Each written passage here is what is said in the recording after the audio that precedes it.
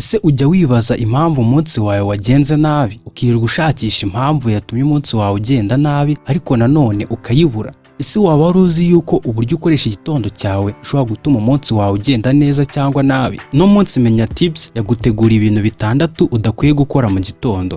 Niba uri mushyashya kuri iyi channel kanda subscribe, kandi nanone niba utarakanda subscribe uyikande kugira ngo uzajye ubona amahiri ndetse n'amabanga Menya Tips iba yagutegura.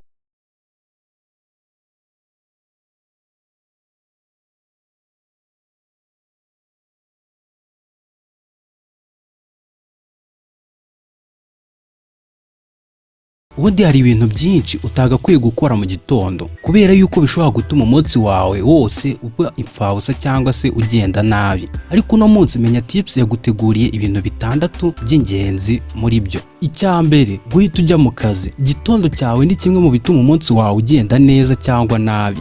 Ukimara kubyuka hari ibintu wakora bikagufasha kugira umunsi mwiza, nko gukora siporo ndetse no gufata ibiryo birimo intungamubiri. Gukora ibintu nk'ibi biruhura mu mutwe mu gitondo, bigatuma umunsi wose wumva uruhutse ufite n'imbaraga. Ariko ikibabaje ni uko abantu benshi badakora ibintu nk'ibi bituma bagira ubuzima bwiza mu gitondo, ahubwo bakabyuka batinze bihuta bajya mu mirimo yabo ya buri munsi, bigatuma birirwa bananiwe bafite ubunebwe bitewe n'uko batakoresheje igitondo cyabo neza. Ubundi iyo ubyutse ugahita ugenda umara nk'isaha ya mbere ugerageza ko wakanguka kugira ngo umunsi wawe ubone gutangira, bigatuma imikorere yawe igenda gake ndetse itari kuri gahunda, bikaba byatuma n'akazi ukanga burundu kuko biba bisa nkaho ubikora ku gahato cyangwa se akazi ugakora ku gahato.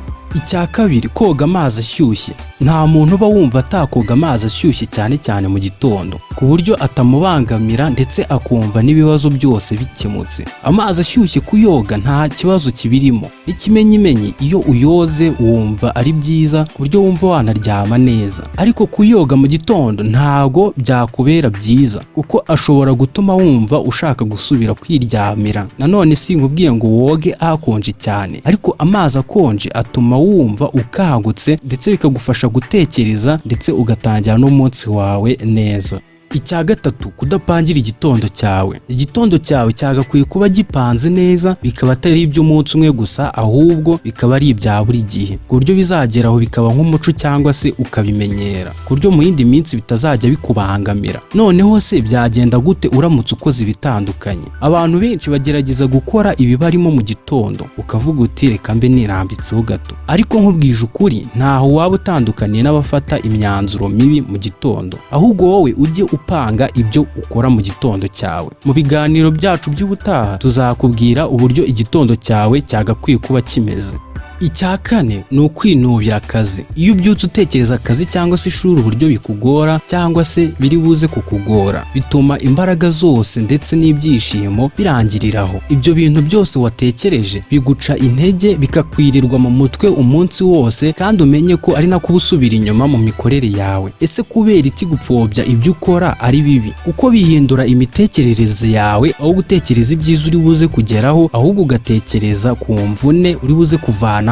Byaba byiza rero utekereje ku byiza by'icyo ukora kuruta ibibi, ubundi ugakoresha igitondo cyawe neza. Icya gatanu, ibibazo. Igitondo cyawe ushobora kugifatiramo imyanzuro mibi, ukabyuka utekereza ku bintu uri buze gukora umunsi wose, bikarangira igitondo cyawe ntacyo kikumariye, ahubwo ibi bizagusubiza inyuma mu mitekerereze. Ibyiza wagakwiye gutekereza ibyo ukora muri icyo gitondo, imyitozo uzajya ukora, indirimbo uzajya wumva buri gitondo. Ibi bizatuma igitondo cyawe kigenda neza. Ariko iyi ntago ariyo mpamvu nyamukuru yo kugabanya ibibazo byinshi uyibaza, ahubwo impamvu nyamukuru ni ukuruhura ubwonko. Iyo waruhuye ubwonko nabyo bigira icyo byongera ku mirimo yawe ya buri munsi cyangwa se imikorere yawe ya buri munsi. Uko uruhura ubwonko niko umunsi wawe ugenda neza.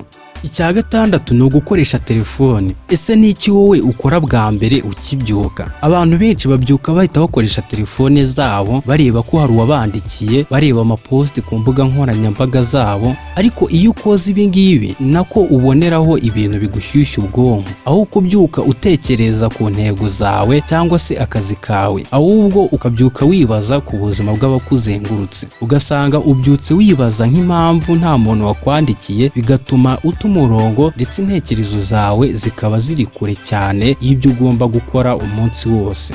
Nizere yuko rero ubonye amakosa menshi wakoraga mu gitondo ndetse yuko ugomba no kuyirinda. Bibutsa yuko izi video zacu ushobora kuba wazisanga kuri website yitwa nigut.com, ndetse ntibibagirwe no gukanda subscribe kuko amayeri ndetse n'amabanga aracyari mu nzira ategurwa.